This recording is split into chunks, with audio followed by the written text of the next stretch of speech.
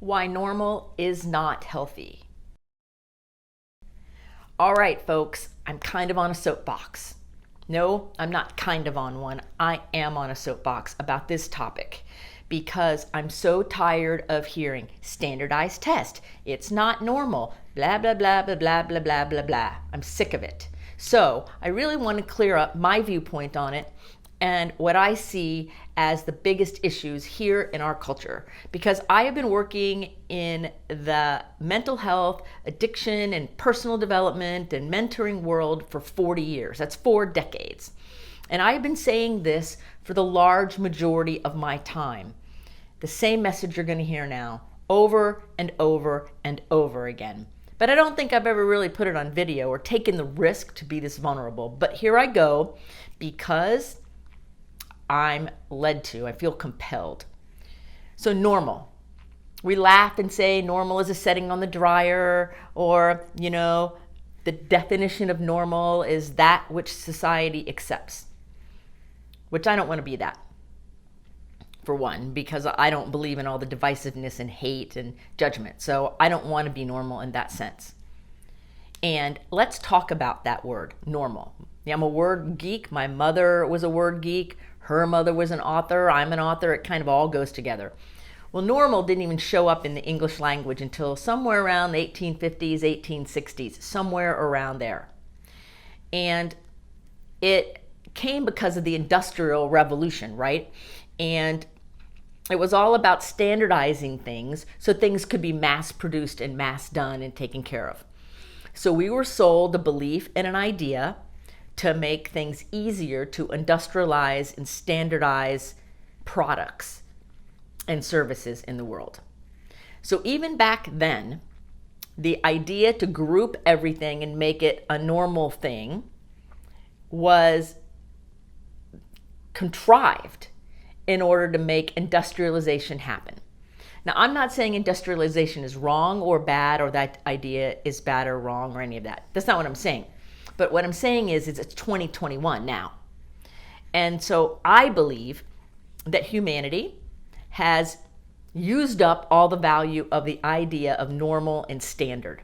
Standardized testing has been proven over the last many years to be invalid in many, many ways. Now, I did really good on standard testing because I'm really had that aptitude, right?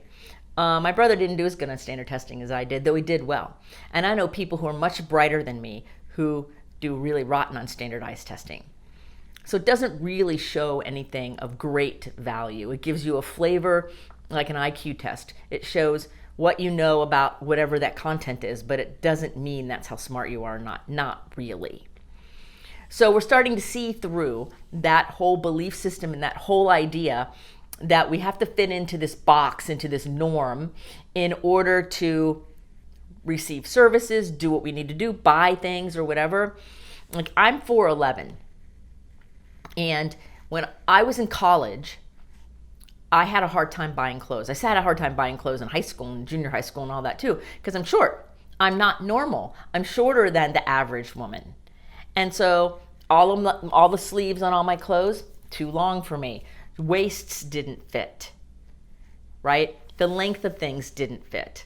I remember when capri pants were in, and I was living in Tampa, Florida at the time, and I went to a really well-known store, and I bought a whole slew of them, and because they were like long pants to me, and I was so happy because I did not have to hem everything before I could wear it. And when you're as short like I am, the hemming only isn't it, right? Because it's the other size. So I've had such a struggle most of my life because I'm not normal. I don't fit into the normal. And I say it over and over to my clients that you're not normal, and nor do you want to be. Because normal by itself, fitting into the norm, being in the box, is not healthy. It's not how humans are made. It might be great to have a normal color of gray for the car, or a normal widget thing. But it's not okay. It is not okay to group human beings into a class, a norm, and call it done. Because the truth is, every single one of us is different. We are diverse, we are beautiful, we are amazing, and we come into this world with our own ability, talent, goodness. And I'm so tired of the pathologizing of our experience. I have a client right now, or an ex-client right now, who's suffering unbelievably. Why? Because he has drank the Kool-Aid, so to speak. He has bought the idea that he's not normal, and he's looking for all the expressions of how he's sick, and keeps looking for, this is wrong with me, that's wrong with me, this diagnosis, this is wrong with me. The truth is, he's profoundly gifted with an intellectual overexcitability. That's the truth. And he hasn't made friends with it yet. And he refuses to make friends with it because he's still in a trance of the belief system that there must be something wrong with him because he's struggling.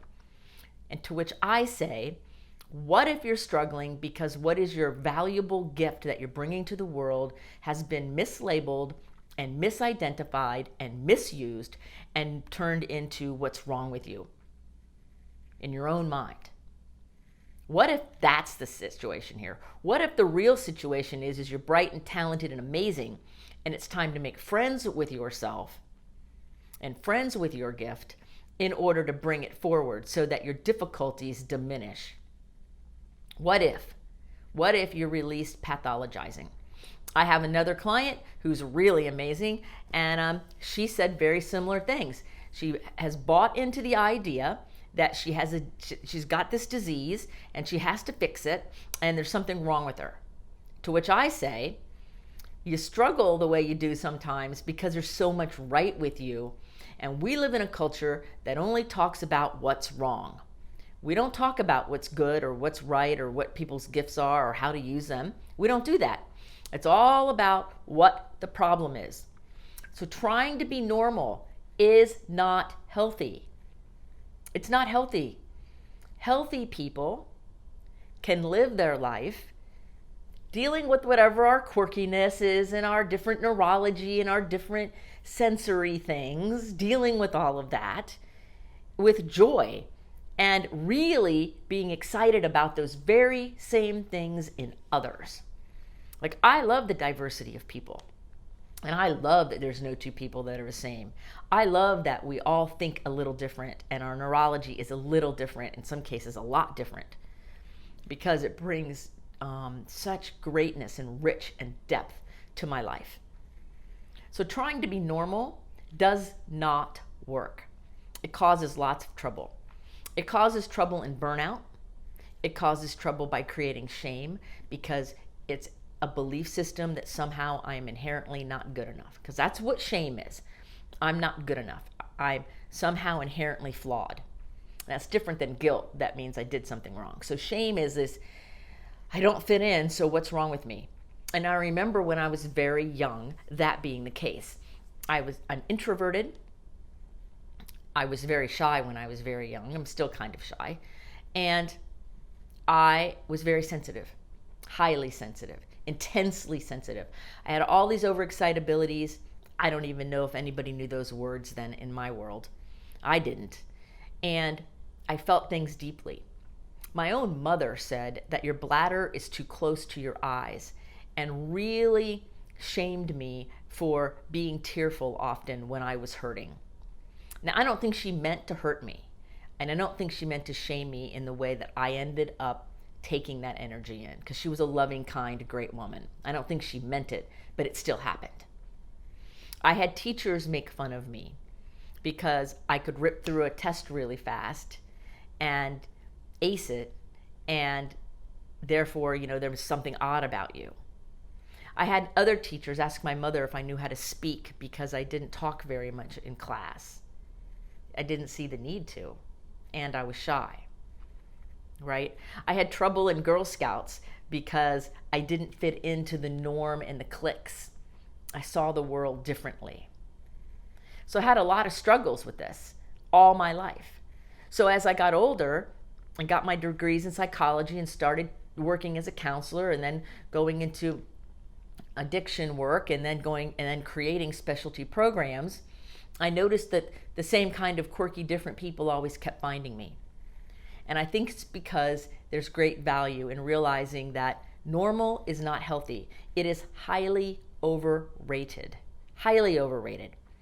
And I think that now in 2021, the world has changed enough where those of us who have appreciation and knowledge and understanding beyond the 1860s definition and understanding of standardizing everything we need to raise our voices is what we need to do, so that all of this trying to squish our kids and squish our adolescents and squish all of us into spaces and places that don't work can be left behind.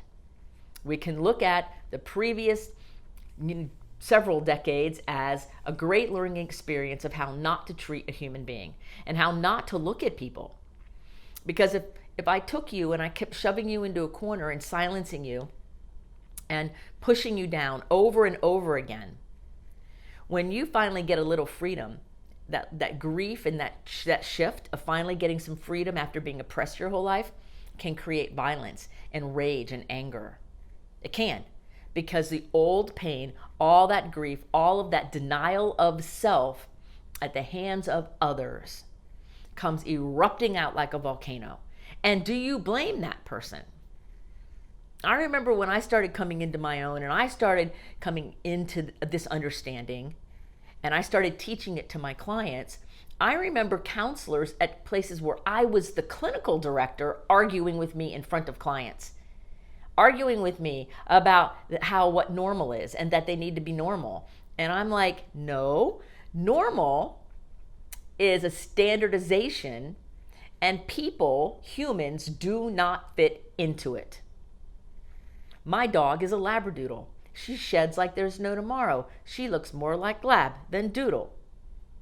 She doesn't fit into the norm. And she's the most loving, kind, amazing dog. So do we throw her out because she's not the normal Labradoodle with the curly hair? No, we don't. Do we throw out our children? Do we throw out our elderly people who see the world different? Do we throw you out because you're different? It's time that we wake up, people. It is past time we wake up. I have been taking this message to all of my clients and out in the world and in my books and everything I can think of tactfully over many years, many years. There was a video for a while on my Visions Applied website that said this exact message with a cartoon, right? And ask anyone who knows me. I have a passion about this. And I've tried to be tactful, and I've even said that being silent in the face of these kinds of problems and challenges in the world is not okay. It's time that those of us who are aware start speaking, like really, and not just in opposition. The thing that gets on my nerves sometimes is people talking only in opposition, like, well, you guys are wrong because you're trying to normalize us, and so we're over here being diverse. Well, unity, all of us coming together, and diversity can mutually coexist. In fact, they support each other if people have any kind of wisdom at all. Because we can be very diverse and quite unified at the same time. Because unity is not sameness. Unity is coming together. And I would much rather come together with a group that is diverse and rich and deep and vulnerable and authentic than a group that is all the same and superficial and walking around like this. I don't want to be around that. It doesn't serve the world. It doesn't serve our mission. It doesn't help humankind. And you know, the world's expanding, and we're here, all of us are here, to bring in a better world, to leave it better than we found it. And quite frankly, there's a lot of people in my generation that if they were in school, they'd be getting a lot of F's. They might get A's in some things, but they're getting an F in being a good steward. They're not doing so well at caring for others. No, selfishness? What about the generation behind me that's full of entitlement? Oh, my living word, that's not being a good steward. To being a good steward means to take the best care of something. The best care. And that's not the norm. The norm is good enough for government work, let it go on by, whatever needs to happen. You know, just make it okay. No. It's about being a good steward. It's about doing the right thing. It's about realizing that every single one of us is so different and so uniquely beautiful that we release the idea that there's something wrong. We release the pathology. We get rid of the idea, the belief, the actions, the words that just because you're different makes you less than, wrong, or better than, or more right than me. Looking at people and putting them up here or putting them down below you, neither one of those work, because the truth is we are all amazingly connected. That's the truth. And the truth is we're meant to be diverse. So I suggest we redefine the problem in our society. We redefine it by starting with the first truth, and that is that you are beautiful, lovable, and capable. That your diversity is needed, it's desired, and it's the perfect, authentic gift that only you can bring to the world. I suggest we redefine the idea of what it means to fit in. And not from a place of anger either, or a place of reaction where we go to the other side just to argue. Like we have the right wing and the left wing and they're all fighting. Well, you know what? Neither one of them are accurate. Because that's not where the answer is. The answer is within each one of us of what's the highest and best good for ourselves and others. And we can't answer that question if we're distracted in anger, if we're distracted in fear, if we're distracted in doubt or worry or grief. We can't answer the question. So the first step is to get rid of the pathology and to redefine the problem, that the problem is not the people. The problem is the system. The problem is the paradigm. The problem is the set of belief systems. The problem is we have tried to standardize humans like we standardize machines, and humans are not machines. So that error that started many generations ago in the late 1800s, it's time to get rid of it. It's time to wake up from the trance, from unenlightenment from years ago, and come into today, where we see the value and goodness in all people because they're inherently good and valuable.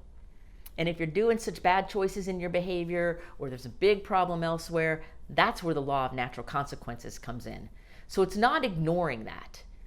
It's understanding that the beginning of the problem is the trance that was created in the late 1800s that people could be standardized like machines and paint color. No, not true. I think that's why so many of my clients are really successful, because I've been holding this belief forever as far as I can determine. And I remember being a maverick, in the therapy world, where I had this one job where I was supposed to follow this book, get this book and read the pages and follow it along. And that's what you taught that day. And I would get in the group with my people and I would I'd say that today we're supposed to talk about whatever was in the book.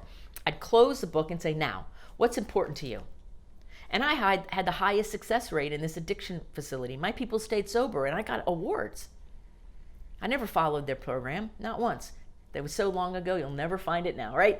But the point is this. The point is they were human beings. How could we standardize them to a notebook, a 3-inch notebook, and if it's fourth Tuesday, this is what you need to know? No, that's incorrect. It's incorrect. It wasn't correct then. It's not correct now. And until we stop living in the trance and looking at humans as things, until we stop it, we're going to continue to kill our environment, to harm really great people, and to hold back beauty and goodness. And I'm over it. Quite frankly, I am over it. So let's get rid of looking at what's wrong and the deficit in people, and let's start looking at what's right. What's right about you? What's right about the situation? What right and good in the capital R means spiritually, like the higher principles. What is it? And let's live from that place. Shall we? I think so, right? Like I remember those teachers holding me back when I was younger, but I also remember my high school teacher, Mrs. Rapolsky. And Mrs. Rapolsky was my high school humanities teacher, and she was feared by so many people because we had to write with black inks. We even had a black ink pledge at our table, and you had to get a pen that didn't ball up and write terrible. And there were so many rules. We had so many books to read and so many reports to do. But thanks to Mrs. Rapolsky, I clept out of, meaning I got to test out of, my first year of college. Why? Because she took interest in all of us. It mattered to her how we all did. And while we would be in class in high school, students who were already in college or had left, they would come back and they would come into the classroom and visit her when they were in town. And none of us could figure out why would people come back and see Mrs. Rapolsky. Oh my God, She was amazing. She set us up for success. She believed in us in ways that nobody else really did. I was grateful because at my high school, there were multiple teachers like that, where we were supported, we were encouraged, we were told we could do it. In fact, at our high school reunions, we still talk about it because it was an important time, and the teachers at that time in that space in that school were supportive. They appreciated who we were, what our differences were, and they really wanted us to succeed. And many, many, many of us, a very high percentage of my high school graduating class, we've all been very successful and made really good decisions in the world. With all our mistakes and all our messiness and all our stuff, we were supported and we were seen for who we were, and we weren't thrown into these boxes. So teachers when I was younger tried to do that, right? Teachers when I was in high school, not as much. Then I get to college, and a few of my professors, I still remember them, really supported my diversity and the fact that I think differently. I think fast. I have a photographic memory. I know stuff that other people don't know because I have a gift of intuition that I didn't even know was intuition. I thought everybody had it, and they just weren't using it. I didn't realize it was a little different. But they honored that in me and supported it. And so it helped me launch my life in a way, being understood better by some of them than I understood myself at the time. But it gave me that foundation and that fire to continue to be an advocate for geeky gifted people, for people who don't fit into the mold, for the creative geniuses who are trying to translate big vision into this human world, for the messiness of life. It gave me support, encouragement, and permission to let who I am show up more authentically and more fully every day. Because I'm much different now than then. I'm much different now than I was last year. And next year, I'll be different because I'm evolving and changing and growing and using my voice more fully to support people who maybe don't use their voice yet. I told one of my good gifted friends recently that there's nothing enlightened about playing small. There's nothing good about being the best kept secret. And I believe that sometimes those of us who can see through the trance, see through the fog, see through the delusion, the collective hallucination, that it's time for us to speak up. So that's what this episode is, because normal is not healthy. In fact, normal is highly overrated. Never apply the word normal to any human being, because no one is a machine. We are real, authentic, amazing beings. So can we start treating each other like that and come out of our fighting corners and realize that everyone has value? Can we, please? All right. Soapbox is kind of over now. But it matters. So if you heard nothing from me, please remember that you are wonderful and beautiful and creative and lovable and kind and generous at your core. And any time you have acted out of alignment with your own beauty and your own goodness from your own soul, it was out of fear. It was out of misunderstanding. It was out of being taught lies about who you are. It's not because that's who you are. You are not your behavior. You are not your feelings. You are your soul's essence that is here in human form to do something magical and amazing and experience joy and connection. So normal, my friends, is not healthy. Any questions?